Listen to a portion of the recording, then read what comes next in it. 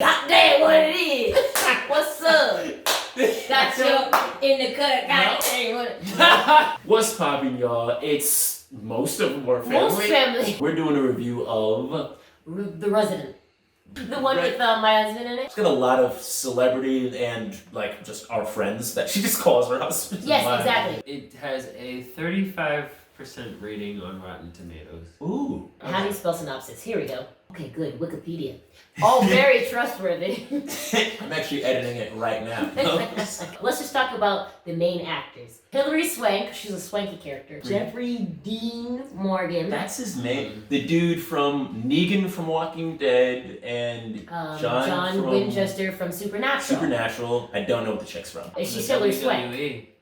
What? I The could be female wrong, lead. Xavier thinks looks like John Cena. I don't think she doesn't. They Comment could down be below brother and if they sister. think she I swear. The whole synopsis of the movie, without giving any spoilers. Basically, Max is a fucking hottie, right? And what's her name? Tina? Juliet. Just go through That all was the right so names. off. Her name, Barbara, Sally. Looking for an She's looking apartment. for a Romeo. Oh, yeah. Yeah. They want you to be disturbed by the antagonist of the film. It doesn't do a perfect job of creating that creepy atmosphere. No. Because we were joking around and talking throughout Yeah. the movie. Like, I would have watched this movie alone in the woods at night. According to Wikipedia, it is a 2011 British thriller film. British? It's What? Wikipedia though. Something's always Yeah, gonna be yeah, wrong. you're right. Let's leave this place. It's Let's do a new thing. Just so they- We could have went to IMDb. They've got 5.3 out of 10. Okay. That's more It's reasonable. still a failing grade. Let's say what would we rate it right now? If the actors had the same level of acting or whatever, but they were just, less attractive, I would give the movie a 4. The actors that are there, because I like them, I'll give the Yeah. movie a 5. I think I'm between Rotten Tomatoes and IMDb. I think Yeah. I'll give it a 4. It's not like a bad 4. It's like movies just can be really good, so I'm just gonna start at 4. My general idea, because you're following both the antagonist and the protagonist, you don't really you don't feel scared for the protagonist. Actually, no, you start kind of identifying with the dude for a second. I feel like this was like a the show You. With that, you completely You side never with saw like, you. You haven't looked in the mirror? But you're completely on the side of the bad guy. Oh. They don't want you to care too much if something happens to the chick. But in this, they're kind of trying to juggle both. You're not committed enough to him to be like, okay, well, I want him to get away with it. You're not committed enough to her to be scared like the movie wants to be scared. But it's from 2012. It's also not old enough to not be innovative. But that's really it. Does anyone else anything else to say for the non-spoiler part? Did he effectively portray a creep? I think he did a good job portraying a character that a movie didn't do a great job,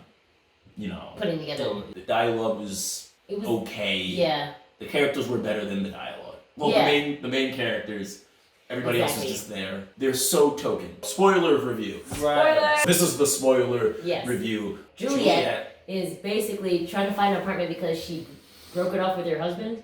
Because he cheated. So she got cheated on, and then she's going in New York looking for an apartment, which is a pretty spacious spot for moderate $3,800. And she said that was cheap. She said to steal. We don't live in New York, but I'm sorry for y'all. But then again, she's a doctor. She is a doctor. She's a doctor. Yeah, basically, she gets a call about a place that she's looking for. And then the antagonist in the film, Max, he says it's not ready yet.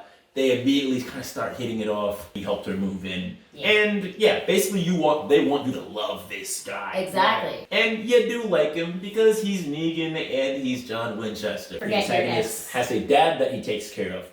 Granddad that he takes care of lives there.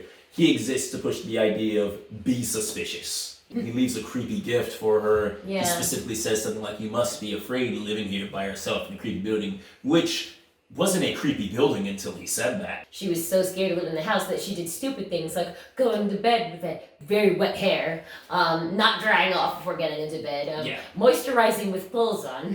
Yeah. Like they have the camera, and this is in the beginning half of the movie, camera's peering in from weird angle. Anytime she's by herself, it's through a weird hole in the wall. And you find out later that that's the perspective of the antagonist, Max. I guess that's supposed to be a big reveal. But if there's two characters and there's a thriller, what else can be happening. It's the granddad, like So obviously you find out he's creeping on her. It flashes back. showing how everything got set up. Like he basically saw her in the hospital because he was taking his granddad there, right? Saw her name tag. He saw that she was looking for an apartment. Yeah. Stalked her a little bit. I didn't like how she didn't find something on him and then they flashed back. They Yeah. started kissing. They come back from the flashback and they're still kissing. I'm pretty sure, I think he kills his granddad at some point during this. He's The not grand- shown enough for you to care about him though. The grandfather is purely exists as an exposition Right. dump. Well, I'm really ragging on this movie a lot, but I really like the lead characters. The director, not the director, the script, just bad. The writer and the director are the same people. Never mind. Come on, bro. Moving on, he creeps watching her from different rooms. After their little romantic thing fizzles out, at some point the ex just comes back into it.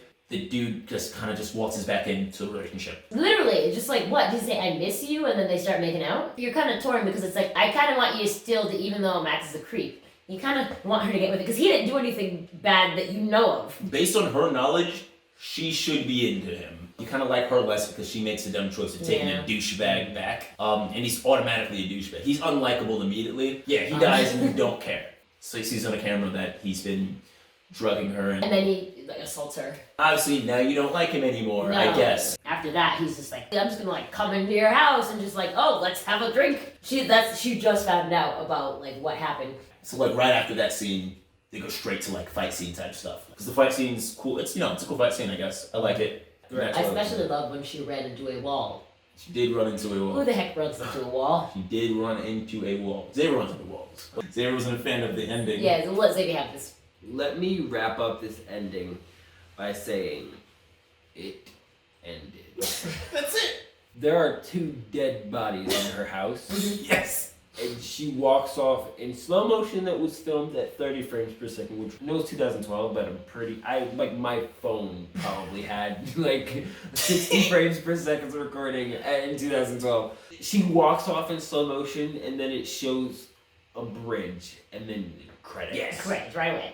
I was falling asleep, I'm gonna be honest. I fell asleep a couple times during it. But I was like, I woke up and I'm like, damn, like, it's recording me and I'm sleeping. Yeah. But, like, all of that, I was cool with the movie. I was like, oh yeah, this isn't bad. And then Wait, you fell asleep now? Yeah. That's hilarious. Just like, Like this video if you thought Xavier falling asleep was hilarious. Subscribe to us if you want to see him fall asleep during more movies.